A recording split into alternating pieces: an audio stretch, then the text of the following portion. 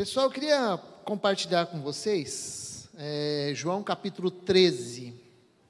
E João capítulo 13, versículos de 1 a 17.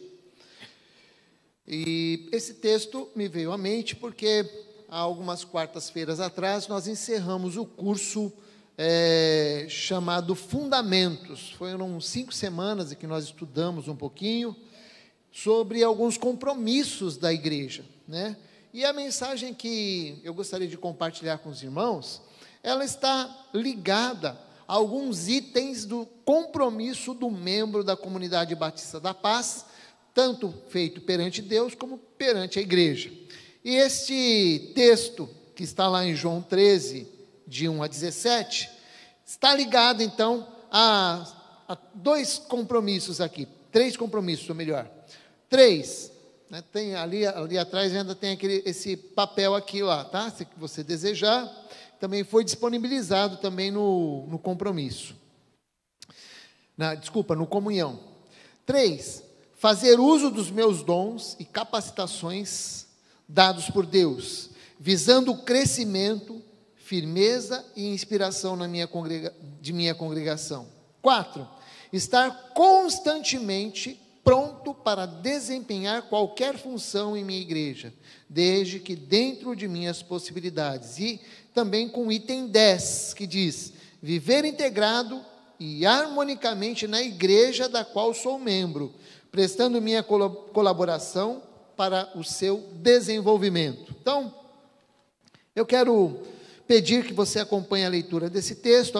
O tema da mensagem de hoje é bem sugestivo e imaginativo. Ele diz o seguinte: Jesus lava os pés dos discípulos. Foi uma copia e cola que eu fiz aqui. Então vamos lá. João 13, de 1 a 17, nós lemos assim: um pouco antes da festa da Páscoa, sabendo Jesus que havia chegado o tempo em que deixaria este mundo e iria para o Pai, tendo amado os seus que estavam no mundo, amou-os até o fim. Estava sendo servido o jantar, e o diabo já havia induzido Judas Iscariotes, filho de Simão, a trair Jesus. Jesus sabia que o Pai havia colocado todas as coisas debaixo do seu poder, e que viera de Deus, e estava voltando para Deus. Assim, levantou-se da mesa, tirou a sua capa, e colocou uma toalha em volta da cintura. Depois disso, derramou água numa bacia e começou a lavar os pés dos seus discípulos, enxugando-os com a toalha que estava em sua cintura. Chegou-se a Simão Pedro, que lhe disse: Senhor, vais lavar os meus pés? Respondeu Jesus: você não compreende agora o que estou lhe fazendo. Mais tarde, porém, entenderá. Disse Pedro: não, nunca lavarás os meus pés. Jesus respondeu: se eu não lavar, você não terá parte comigo. Respondeu Simão Pedro: então, Senhor, não apenas os meus pés, mas também as minhas mãos e a minha cabeça. Respondeu Jesus: quem já se banhou, precisa apenas lavar os pés. Todo o seu corpo está limpo. Vocês estão limpos, mas nem todos. Pois ele sabia quem iria traí-lo, e por isso disse que nem todos estavam limpos. Quando terminou de lavar-lhes os pés, Jesus tornou a vestir a sua capa, voltou para o seu lugar, e então lhes perguntou: vocês entenderam o que eu lhes fiz? Vocês me chamam mestre e senhor, e com razão, pois eu sou. Pois bem, se eu, sendo senhor e mestre de vocês, lavei-lhes os pés, vocês também devem lavar os pés uns dos outros. Eu lhes dei exemplo, para que vocês façam como lhes fiz.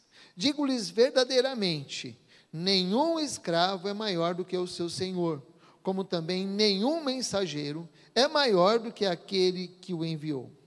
Agora que vocês sabem essas coisas, felizes serão se a praticarem. Amém. Bom, deixa eu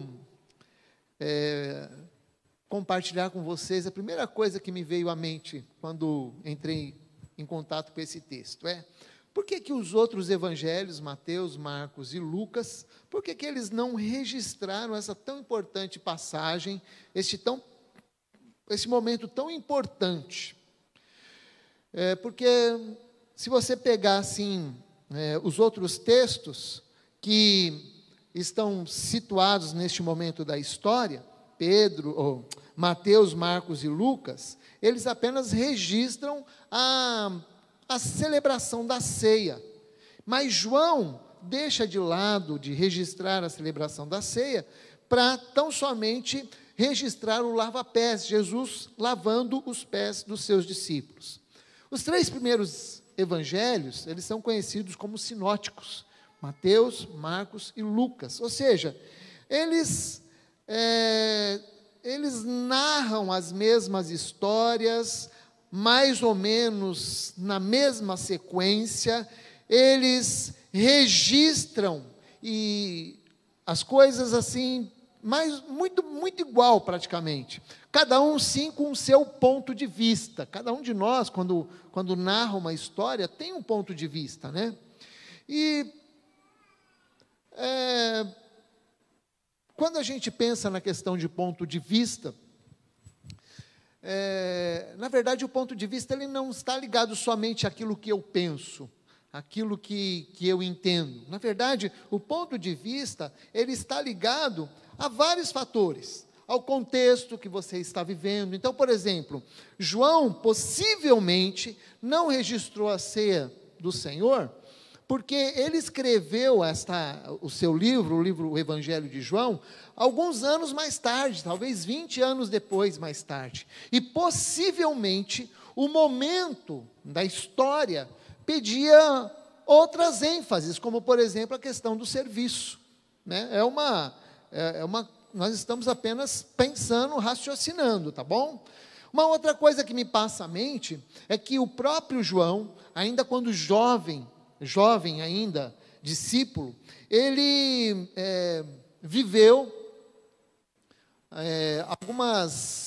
vamos dizer assim, viveu alguns atritos com os outros discípulos, e eles parece que competiam entre si de qual deles seria o melhor. A gente vai falar isso um pouquinho mais para frente. Quando a gente pensa em ponto de vista, então cada um tem o seu ponto, a sua maneira de contar a história, como você vê, de onde você vê. Por exemplo, todos nós estamos aqui nesse salão. Eu posso ver os irmãos e vocês podem ver desse lado. Eu enxergo mais o pessoal lá de trás. Vocês enxergam mais as coisas aqui na frente. Então, cada um que descrever alguma coisa vai descrever de acordo com o seu ponto de vista. Mas estamos na mesma sala, estamos no mesmo momento, estamos vivendo uma mesma situação. Mas podemos narrar as coisas com pontos de vista diferentes. E é nesse sentido que a gente observa que João conta a sua história. Alguns comentaristas também destacam que esse texto, de 1 a 17, que nós acabamos de ler, Jesus lava os pés dos discípulos, eles estão ligados ao ministério de Jesus. É como se fosse um resumo do ministério de Jesus. Por exemplo, na narrativa que nós lemos agora, ele deixa o seu lugar, ele tira lá a sua capa, ele pega uma toalha, coloca lá em volta da sua cintura, lava os pés dos discípulos e depois ele volta para o seu lugar. Toma o seu lugar de mestre e continua a ensinar os seus discípulos. Na verdade, isso faz parte da história do próprio Jesus. Diz lá em Filipenses capítulo 2, de 6 a 11, que Jesus, embora sendo Deus, não considerou ser igual a Deus, que era algo não era algo que ele deveria se apegar, mas esvaziou-se de si mesmo, vindo a ser servo, ou seja, ele deixou o seu lugar e se tornou homem, e habitou entre nós, tornando-se semelhante aos homens, humilhou-se a si mesmo e foi obediente até a morte, morte de cruz. Por isso, Deus o exaltou e deu um nome que está acima de todo nome. Então veja, O Senhor Jesus deixou o seu lugar, habitou entre nós, tornou-se servo, morreu na cruz e voltou para o Pai. Eu acredito ainda, e eu acho que essa é a grande ênfase da mensagem hoje, eu acredito que essa experiência do lava-pés, ele traz algumas lições que são importantes para nós como igreja, para nós como membros da igreja e do corpo de Cristo. Então eu queria destacar algumas lições assim, bem simples e muito importantes para a nossa vida. E a primeira lição que a gente destaca está no versículo 1, que o exemplo do amor de Jesus, ele foi até as últimas consequências em relação aos seus discípulos. Diz o versículo 1, um pouco antes da festa da Páscoa, sabendo Jesus que já havia chegado o tempo em que ele deixaria este mundo e iria para o Pai, tendo amado os seus que estavam no mundo, amou-os até o fim. Então a primeira lição que nós encontramos é que o Senhor Jesus nos amou até o fim, amou os seus discípulos que estavam no mundo, amou-os até o fim. E a frase também pode ser traduzida de uma maneira mais compreensível para nós, que Jesus mostrou-lhes amor, que os amava perfeitamente. Deus nos ama de maneira perfeita. O amor que é exemplificado em Cristo, ele transpira compromisso com o Pai, transpira compromisso com a humanidade, transpira compromisso com os seus discípulos. E João destaca o amor. Na verdade, o Evangelho de João é o que mais destaca o amor de Jesus. Na verdade, o Evangelho e as cartas joaninas são aquelas que mais destacam o amor.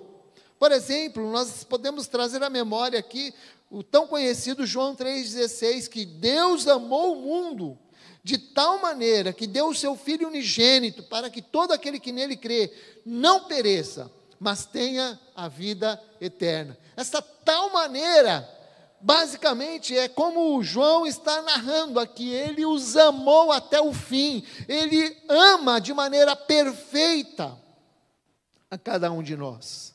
Romanos capítulo 5, versículo 8, diz que Deus demonstra o seu amor por nós, quando Cristo morreu em nosso favor, quando nós ainda éramos pecadores.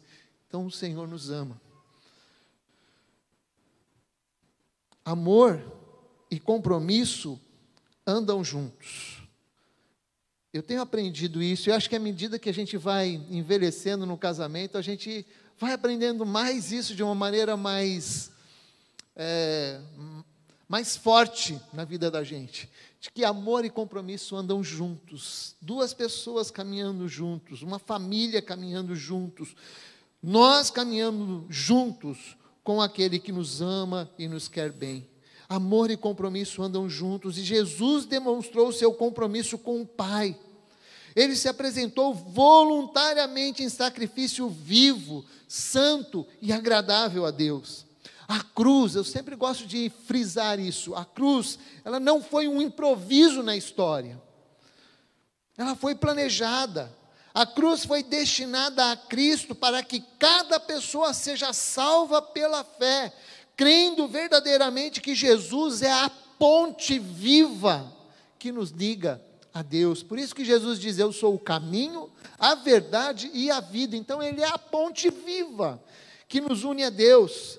Jesus sabia que Judas iria traí-lo e os discípulos iriam abandoná-los. Jesus sabia que Pedro, que era assim bem falastrão, né? Pedro não iria manter a sua palavra, não iria manter o seu compromisso, iria negá-lo naquela difícil madrugada. E foi o que aconteceu.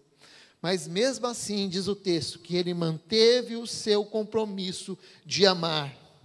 Amor e compromisso andam juntos. E eu acho que isso se aplica a todas as áreas da nossa vida.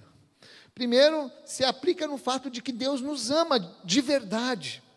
Ele parece um jargão tão grande, uma verdade que de certa forma se tornou tão falada, tão ensinada, que às vezes a gente deixa de pensar no quão verdadeiro é o amor de Deus para conosco. Ele nos ama, apesar de nós, Ele sempre nos amou. E Ele tem compromisso conosco, de ficarmos firmes, de andarmos com Ele. Amor e compromisso devem andar juntos. Amor e compromisso devem andar juntos dentro do nosso casamento. Eu, de manhã, contei de um irmão lá em Cubatão, que levou seu casamento até o fim, com tantas dificuldades que ele passou, mas levou seu casamento até o fim. Eu tenho uma vizinha de porta, que ela está passando um tempo difícil com o seu esposo, doente, com Alzheimer, mas ela está ali, firme no seu compromisso, porque amor e compromisso andam juntos. Amor e compromisso precisam ser vividos pelos membros da igreja, com lealdade aos seus líderes, lealdade aos seus irmãos, andar a segunda milha, enfim, amor e compromisso estão ligados, tanto às pequenas coisas quanto às grandes coisas, e Jesus viveu esse amor até o fim, e nós somos convidados a cumprir, a fazer, a seguir este exemplo que o Senhor nos deu. Então, primeira lição que nós tiramos aqui é que o Senhor nos ama. E olha, eu sei que às vezes a gente passa umas questões tão difíceis dentro da nossa casa, a gente passa às vezes algumas situações que não dá para explicar, às vezes uma terceira pessoa de alguma forma entra na nossa vida, e quando eu digo quando uma terceira pessoa entra na nossa vida, às vezes é um acidente, é uma terceira pessoa entrando na nossa vida, um acidente de carro, é um problema que nós estamos vivendo no nosso trabalho, alguma coisa que envolve outras pessoas que acabam invadindo nossa vida, mas o Senhor continua nos amando, porque o seu compromisso é de nos amar até o fim. Às vezes eu imagino que Deus chora por nós, chora conosco, mas talvez diga lá na sua mente, no seu coração, dizendo assim, ele precisa ou ela precisa passar por isso, porque precisa chegar na maturidade, ele precisa caminhar nesse sentido, e aí Deus, com uma dor tremenda, nos permite que passemos por algumas situações difíceis, mas Ele nos ama, e nos ama até o fim. O segundo exemplo que nós encontramos em Jesus é a sua disponibilidade de lavar os pés dos discípulos. E isso está nos versículos de 2 a 5 e de 12 a 14. Eu vou ler mais uma vez, só para você entender direitinho aí. Então, diz lá que Jesus sabia que iria voltar para o Pai, e o versículo 4 diz assim: assim, levantou-se da mesa, tirou a sua capa, colocou uma toalha em volta da cintura, e depois disso derramou água numa bacia, e começou a lavar os pés dos seus discípulos, enxugando-os com a toalha que estava na sua cintura. Depois, versículo 12, ele diz assim: quando terminou de lavar os pés dos discípulos, ele chega para os discípulos e diz assim: vocês entenderam o que eu lhes fiz? Vocês me chamam de mestre e senhor, e com razão, pois eu sou. Pois bem, se eu, sendo senhor e mestre de vocês, lavei-lhes os pés, vocês também devem lavar os pés uns dos outros. Uma das coisas que nós precisamos explicar aqui é que toda pessoa, quando recebia alguém na sua casa, naquela época, era um costume cultural e uma necessidade do local, porque morava-se em lugares não asfaltados, lugares cheios de poeira. Então, era muito costume que se oferecesse àquele que estava chegando na nossa casa uma toalha, uma bacia, água para lavar os pés. Os mais ricos tinham lá um escravo. Esse escravo geralmente era um escravo gentil, não se tratava de um escravo judeu, porque o judeu não lavava o pé um do outro. E naquela casa não tinha outras pessoas senão Jesus e os discípulos. No entanto, Jesus quebra esse paradigma e vai para lavar os pés de Jesus. era talvez alguma coisa que se esperasse que os discípulos tomassem alguma iniciativa de lavar os pés, né? Alguém ali tomasse essa iniciativa, mas ninguém tomou. Eu suponho que naquele momento estava acontecendo uma discussão entre os discípulos. Tinha lá aquele negócio, sabe quando fica, não sei se no seu ambiente de trabalho tem isso, fica aquela coisa assim, o trabalho por fazer, e alguém esperando por alguém, outro alguém esperando pelo outro alguém, e ninguém faz. Então, estava mais ou menos aquilo, mas existia um clima no ar. Lucas 22, 24 a 27, diz que surgiu uma discussão entre eles, acerca de qual deles era considerado o maior. Jesus disse: os reis das nações dominam sobre elas, e os que exercem autoridade sobre elas são chamados de benfeitores, mas vocês não serão assim. Pelo contrário, o maior entre vocês deverá ser como o mais jovem, e aquele que governa como o que serve. Pois quem é maior? O que está à mesa ou o que serve? Não é o que está à mesa, mas eu estou entre vocês como quem serve. Então, nós observamos que existia de fato um clima meio estranho entre eles. Os discípulos, né, estavam querendo saber quem que é o melhor aqui, quem é o bonzão do pedaço. E por que eu disse que João destaca essa lição?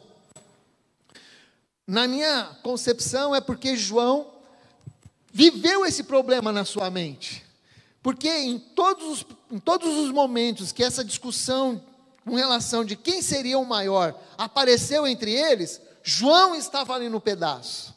Por exemplo, João esteve envolvido em outros episódios. Por exemplo, certa ocasião, lá em Mateus 20, de 20 a 28, certa ocasião a mãe de João e de Tiago, ela foi até Jesus e pediu para que os seus filhos sentassem, quando Jesus chegasse no seu reino, sentasse um à sua direita e outro à sua esquerda, uma espécie de ministros, sei lá, da Casa Civil, outro ministro das Finanças, mas ela pediu um lugar de destaque para os seus irmãos, para os seus filhos, e aquilo mexeu com os outros discípulos. Os discípulos ficaram irritados com aquilo. Em outro episódio, João, Tiago e Pedro, eles presenciaram a experiência no Monte da Transfiguração. Está lá em Marcos capítulo 9. Quando Jesus, em algum momento, Jesus se transfigurou e Moisés e Elias foram transfigurados e ali conversaram com o Senhor Jesus. E naquele momento, então, eles têm uma visão espiritual, naquele momento, um momento bem singular na vida daqueles homens. E até Pedro diz o seguinte: seria bom se nós ficássemos aqui. O que o senhor acha da gente fazer uma casinha para cada um aqui e a gente permanecer aqui? Porque a experiência estava boa. E aí, eles voltam. Acaba aquele momento, eles descem, voltam para o convívio com os outros discípulos, e lá um pouquinho à frente, Marcos capítulo 9, de 33 a 37, surge de novo a discussão. Quem é o maior entre os discípulos? E João estava presente. Então, na minha maneira de entender, é algo que estava na mente dele, ele queria destaque, ele queria os holofotes para si. E talvez tenham se sentido muito mais especiais do que os outros discípulos, afinal eles tiveram uma experiência. Acontece da pessoa se sentir o bonzão, porque ele é mais consagrado ou coisa parecida. Mas o que nos deve conduzir a nossa vida é a palavra do Senhor. Então este ainda era um grande problema não resolvido entre os discípulos. E é dentro desse contexto de discípulos ainda disputando entre si para saber quem era o maior, quem era o melhor, que Jesus então se levanta, sai do seu lugar, tira a sua capa, pega a toalha, jarro, bacia e mãos à obras. Ele começa a lavar os pés dos discípulos, lavando um a um, sem nenhuma palavra. Ele atua como servo, e depois ele volta para o seu lugar e age como mestre e senhor. E é importante lembrar que gestos, muitas vezes, falam mais do que 1000 palavras. Você já deve ter ouvido isso. E a lavagem dos pés daqueles discípulos foi uma grande lição para eles. E aí Jesus volta para o seu lugar e diz: olha, eu sou um mestre e senhor e lavei os seus pés. Agora vocês devem parar de discutir de quem é o maior, de quem é o melhor, e lavem os pés uns dos outros. Era isso que deveria acontecer. Mais tarde, Paulo escreve o seguinte: seja a atitude de vocês a mesma de Cristo Jesus, que embora sendo Deus, não considerou que ser igual a Deus era algo que devia apegar-se, mas esvaziou-se de si mesmo, vindo a ser servo, e assumiu a forma de escravo. Filipenses 2, de 5 a 7. Então, quando a gente lê que Jesus se esvaziou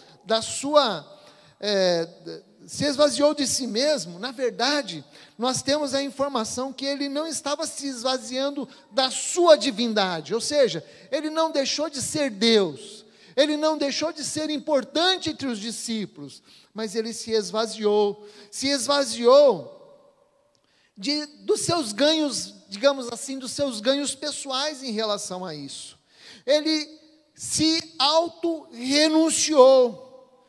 Ele não deu uma carteirada, né? Às vezes, não é isso que às vezes as pessoas fazem, né? Ó, pode abrir esse lugar aí que eu sou fulano de tal. E aí dá aquela carteirada e diz: então, opa, abre a catraca aí que esse daí é importante. Jesus não deu uma carteirada. Ao contrário, ele serviu, mas em nenhum momento ele deixa de ser Deus. Nenhum momento ele deixa o seu de ser especial do quanto ele era especial.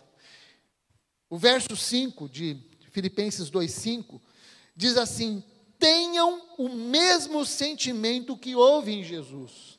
Ou seja, tenham a mesma disposição, a mesma índole de Jesus.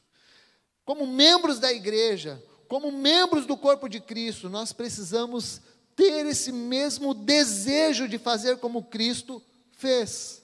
Efésios 5:21 diz assim: sujeitem-se uns aos outros por temor a Cristo. Então, lavar os pés uns dos outros é o mesmo que servir.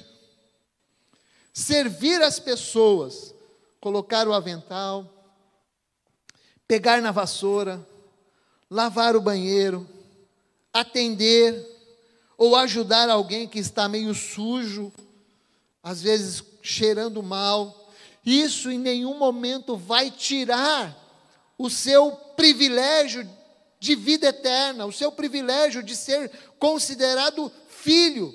Assim como Jesus não perdeu a sua autoridade de mestre e senhor, assim também servir na obra de Deus não pode desqualificar ninguém. Talvez isso para a nossa época não tenha tanto sentido, mas naquela época, alguém que se humilhasse, alguém que fosse para uma posição de humilhação, na verdade não era tido como uma virtude, mas era tido como algo que a pessoa está deixando de ser o que ela é. Mas o Senhor Jesus, diz o texto, que ele sabia quem ele era diante do Pai.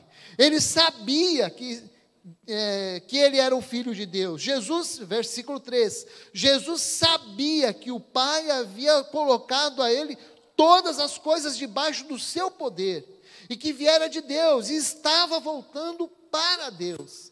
Jesus não perde a sua posição, assim como nós não perdemos a nossa posição quando servimos.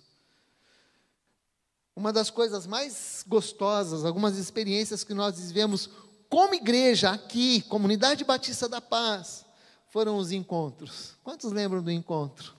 Que gostoso, né? É tão bom servir. É tão legal a gente, naquele ambiente de todo mundo querendo fazer algo, de todo mundo intercedendo, todo mundo juntos, assim, buscando o mesmo alvo, o mesmo objetivo. Não somente os encontros, mas os retiros que muitos de nós fizemos nas escolas, aqueles retiros assim, que às vezes faltava água, faltavam as coisas, o colchonete ruim, enfim, tantas coisas, mas como era gostoso ver o pessoal cortando batata, né? Ver as mulheres lá, as senhoras, geralmente as senhoras fazendo comidas deliciosas. Isso é bom, sabe por quê? Porque nós estamos num ambiente de serviço, de servir um ao outro. Isso faz bem na vida da igreja. Aos finais dos cultos, especialmente deste culto, que é o segundo culto, como é legal a gente ver o pessoal se mobilizando e pegando as cadeiras. Começa com um, depois tem 2, 3, 4, 5, e aí as cadeiras são tiradas assim, tão rápidos. Isso é serviço.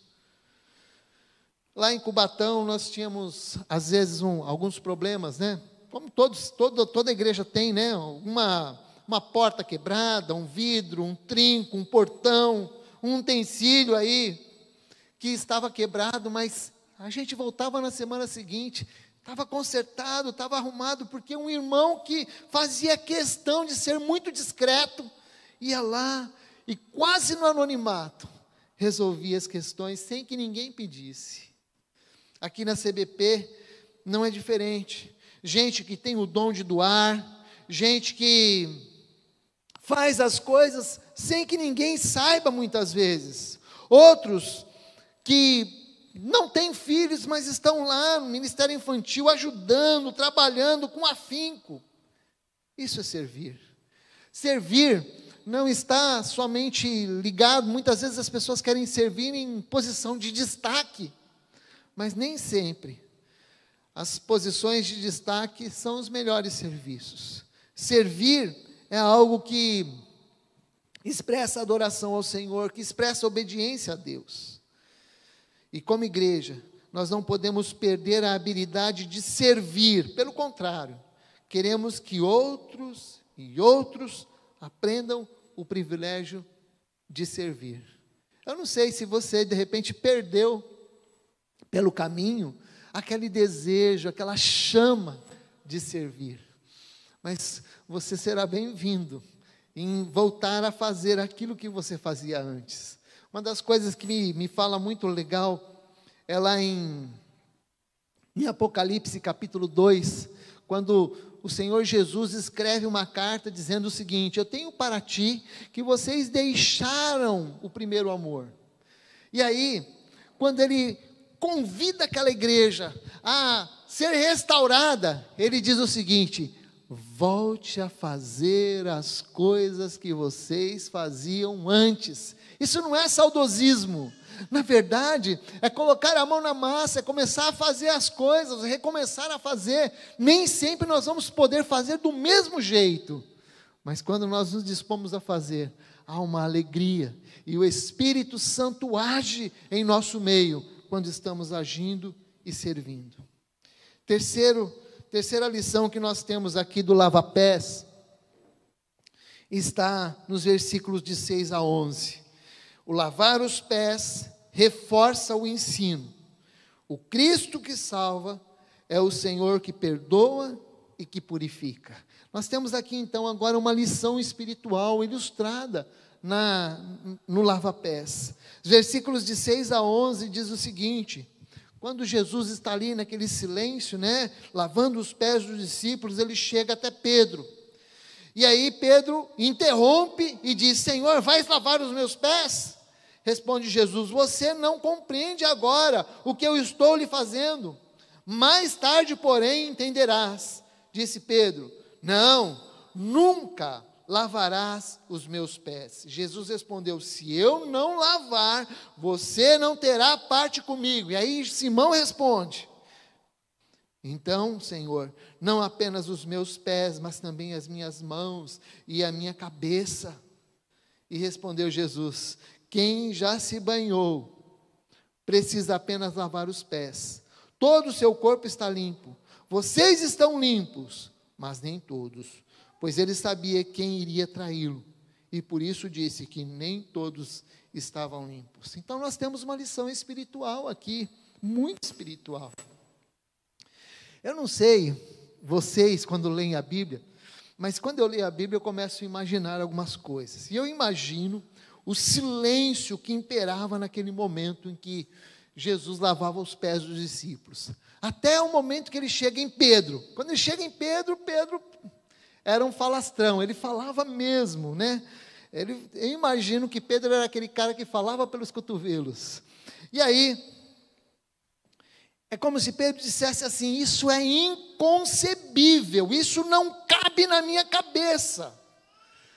Esse produto não cabe no meu freezer. E deixa eu abrir uma parênteses assim, quantas coisas, né, que a gente perde porque as coisas não cabem na nossa cabeça. Eu me lembrei de uma história que um professor contou, que tinha um cara pescando, né? Então ele estava pescando, pegava o peixe, ele levava até uma régua, media, e quando passava daquela régua, ele jogava fora. E pegava outro peixe, media, era maior do que a régua, jogava fora. E alguém perguntou: caramba, mas por que você joga o peixe maior? Ele falou: é que o peixe não cabe no meu freezer. E é isso. Muitas vezes a gente joga as coisas fora porque não cabe na nossa cabeça. A gente não aceita, a gente não recebe. Por quê? Não cabe aqui. E parece que era o que estava acontecendo com Pedro. Isso não cabe no meu freezer. E ele estava perdendo a coisa boa. Por outro lado, eu entendo também que Pedro era aquele cara que representava os discípulos. Porque, fala a verdade, eu acho que todos aqueles outros discípulos queriam, de alguma forma, dizer: não, opa, eu não posso ter o meu pé lavado. Quem tem que lavar os seus pés somos nós. Mas eles não tiveram coragem. Pedro teve coragem. Ele era corajoso. E aí ele responde, ele pergunta, ele indaga, ele, enfim, diz para o Senhor: não, aqui não. Mas quando ele faz isso, algumas verdades são ensinadas. E Jesus então diz assim: quem já se banhou precisa lavar apenas os pés, pois no mais está limpo. Vós estáis limpos, mas nem todos. Então Jesus faz uma nova comparação. Os convidados de uma festa, eles tomavam banho, se vestiam adequadamente, e quando chegavam ao lugar, eles precisavam tão somente tirar a poeira do pé, porque eles já estavam limpos. Os discípulos foram devidamente lavados pela palavra em seus corações, foram mudados. No decorrer de 3 anos, aqueles discípulos andaram com Jesus, aprenderam as verdades de Jesus, viram os milagres de Jesus, ouviram ensinamentos de Jesus. Eu imagino, por exemplo, Mateus, que era um cobrador de impostos, ele havia abandonado a coletaria de impostos, ele abandonou tudo. Talvez a sua maneira de enxergar as finanças, o dinheiro, a riqueza, mudou enquanto seguia Jesus.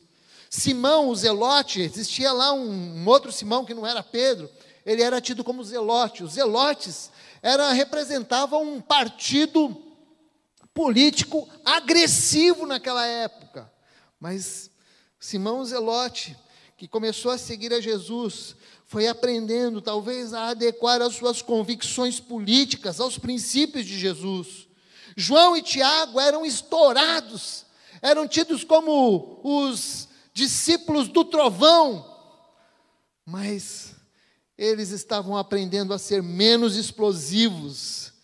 Pedro estava aprendendo também, mas todos eles passaram por um processo de lavagem da palavra de Deus em suas vidas. Eles foram salvos, foram limpos, foram justificados por Cristo. E aí Jesus diz assim: vocês já estão limpos. mas precisam ser purificados, porque os pés estão sujos. A gente vive num mundo, que a Bíblia diz que o mundo jaz no maligno. A gente vive num mundo mau. E, não há, infelizmente a gente é de alguma forma bombardeado por tantas convicções, por tantos ensinos errados, por tantos fakes e tantas coisas. E muitas vezes os nossos pés, a nossa vida de alguma forma se sujam. Mas nós podemos chegar a Jesus e sermos purificados de todo pecado. Não estamos isentos do pecado, mas precisamos ser, de vez em quando, ser purificados pelo Senhor.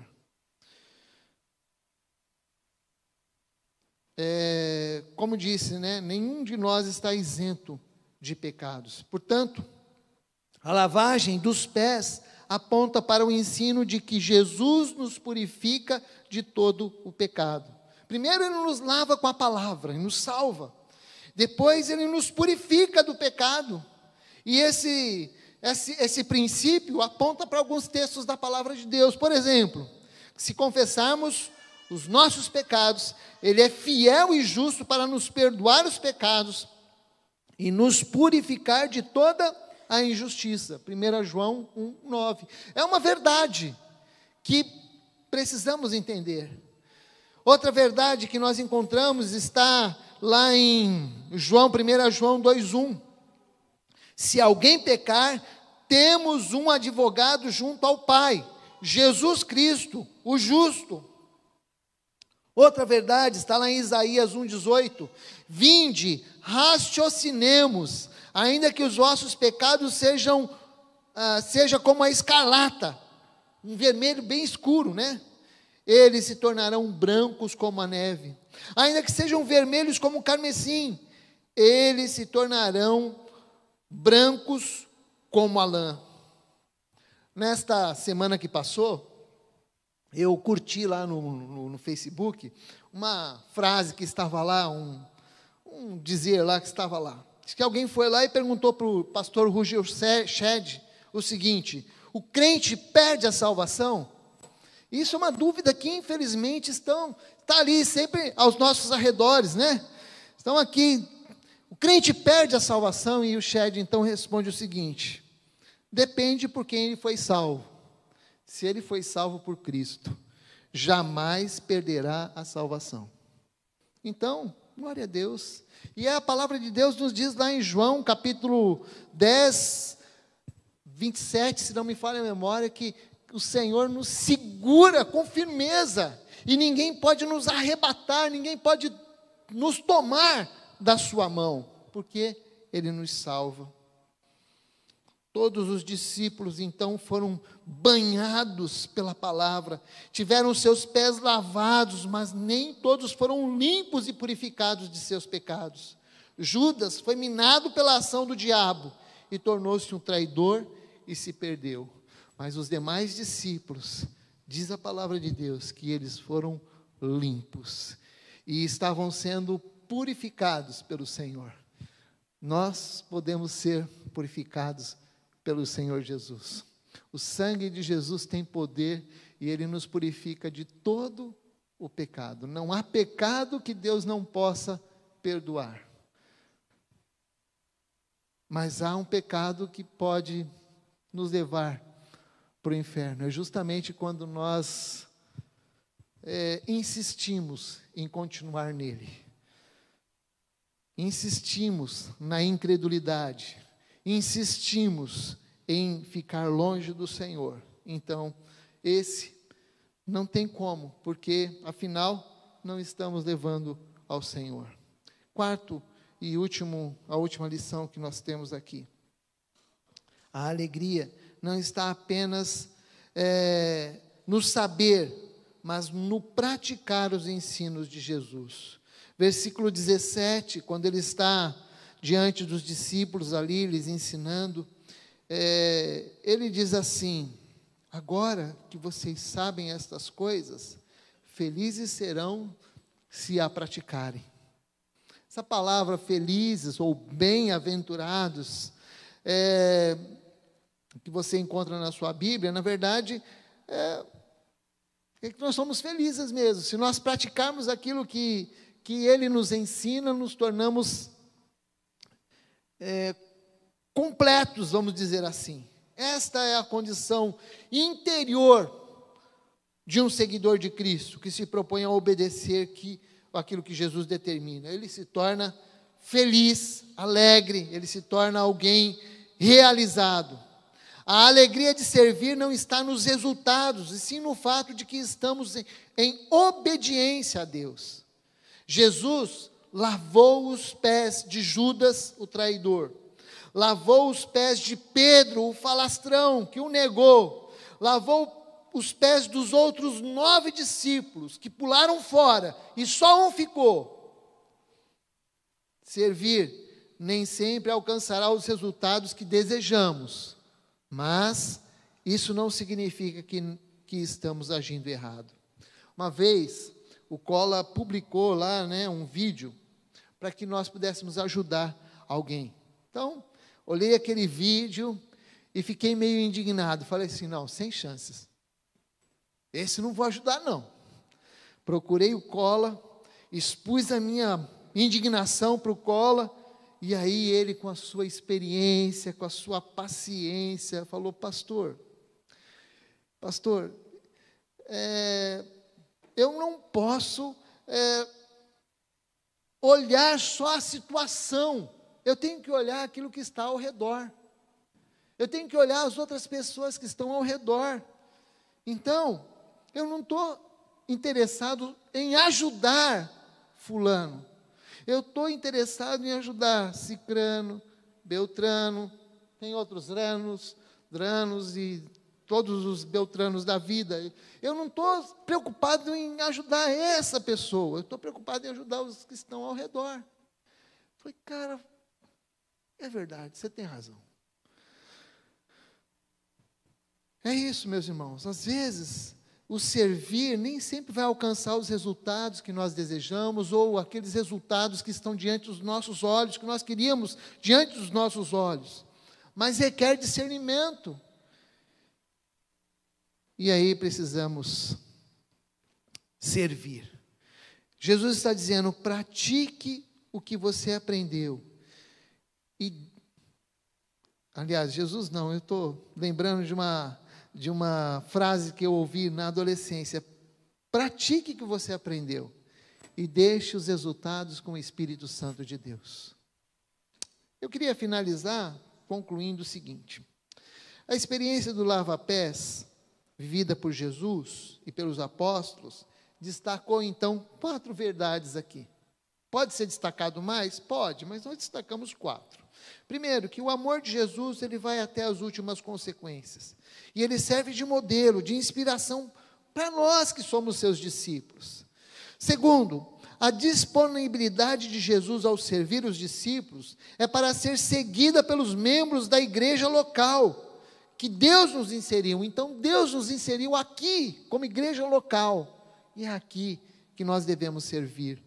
É junto aos nossos irmãos que nós devemos servir. Terceiro, a experiência do lava-pés relembra a verdade de que Cristo, que salva, também é o Senhor que nos lava, que nos purifica de todo pecado. Glória a Deus por isso. E quarto lugar, a alegria não está apenas no saber, mas no praticar o que Cristo ensinou.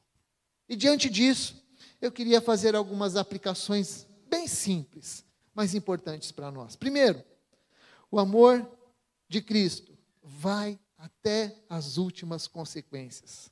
Não se trata de um amor variável, de algo como a energia elétrica que às vezes oscila. O amor de Cristo não está condicionado a quem você é ou deixa de ser. Deus nos ama. Deus não nos ama por aquilo que fazemos, e sim por aquilo que somos.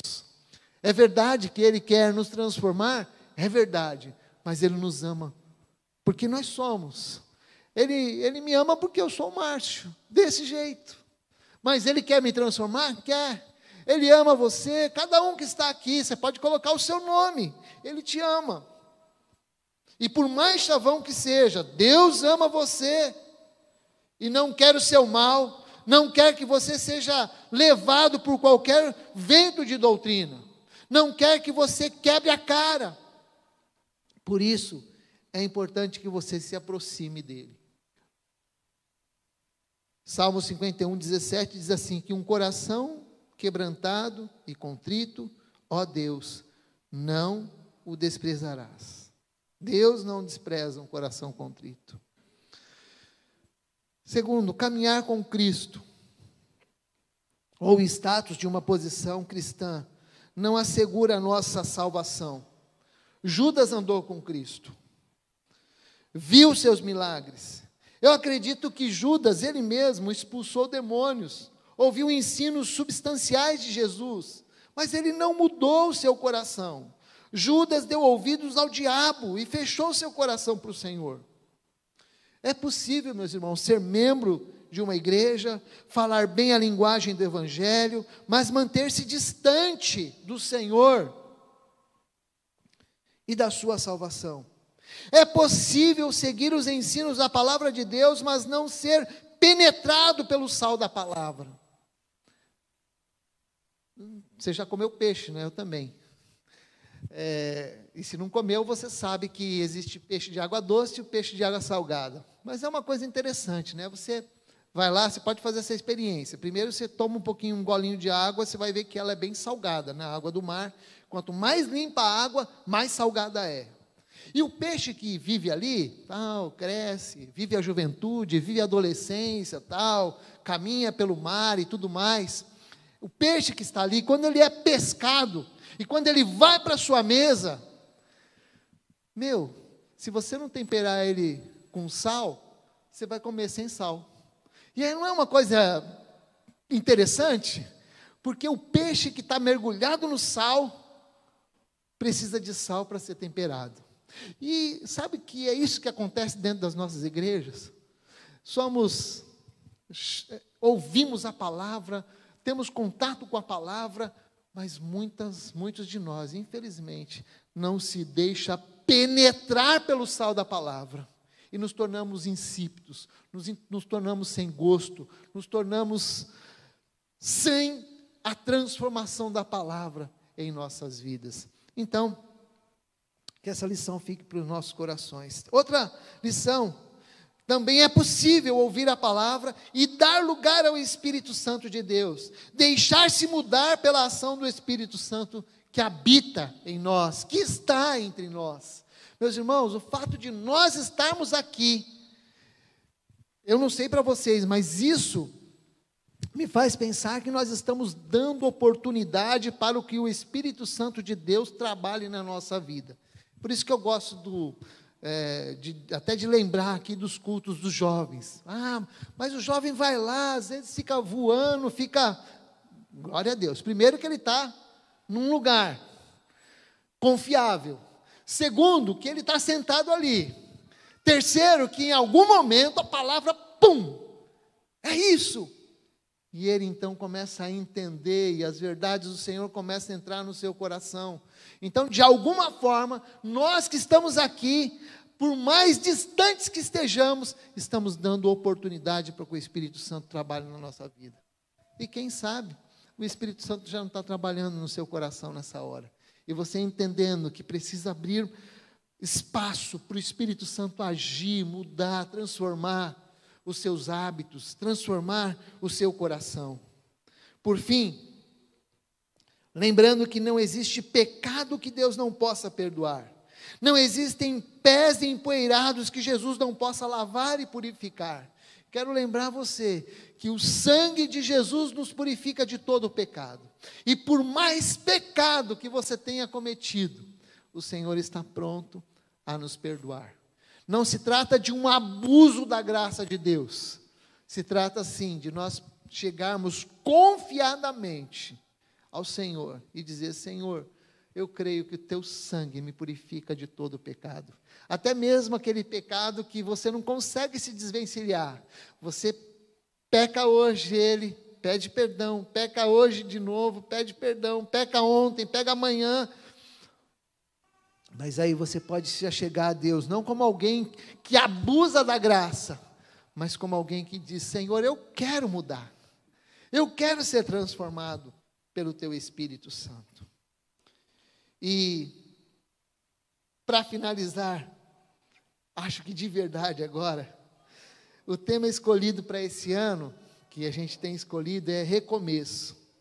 E olhando para esse texto, eu não pude deixar de lembrar dos encontros com Deus, do empenho que muitos aqui investiram com alegria, e depois voltamos para um culto repleto de alegria e de gratidão, não é, Cristiano? É bom servir. A gente se cansa, não cansa? Quando a gente serve, a gente se cansa, e às vezes a gente até promete para a gente mesmo: não, essa foi a última vez. Mas a verdade é que quando o descanso vem, e quando vem os desafios, quando a gente vê os resultados do servir, a gente de novo está lá. Opa, é isso que eu quero, é isso que nós queremos. E que seja assim na vida da nossa igreja, na vida do povo de Deus. Você que está em casa, que seja assim. Talvez você tenha perdido o prazer, a alegria de estar junto. Mas é importante que você venha, que participe, que esteja conosco, que você entre no clima de servir e de estarmos juntos. Como é importante. A gente pode se cansar, como já disse, mas vale a pena. Então, eu sonho de ver novamente, e claro, nós temos visto, a igreja tem trabalhado. Hoje de manhã a gente teve uma assembleia muito gratificante, muito boa. E é bom saber que a igreja está ativa, que a igreja está viva, que a igreja está aqui, apesar de uma pandemia ferrenha que nós vivemos. Mas nós podemos voltar a servir com toda alegria e com toda dedicação. Que seja assim na nossa vida, que seja assim na vida da igreja, que você possa olhar para esse texto e dizer: Senhor, eu quero servir. E você volte para casa e fala: mulher, eu vou lavar teu pé hoje. Mas que você volte com entusiasmo para a sua casa, com um desejo de amar e servir ao Senhor. Posso orar com a igreja?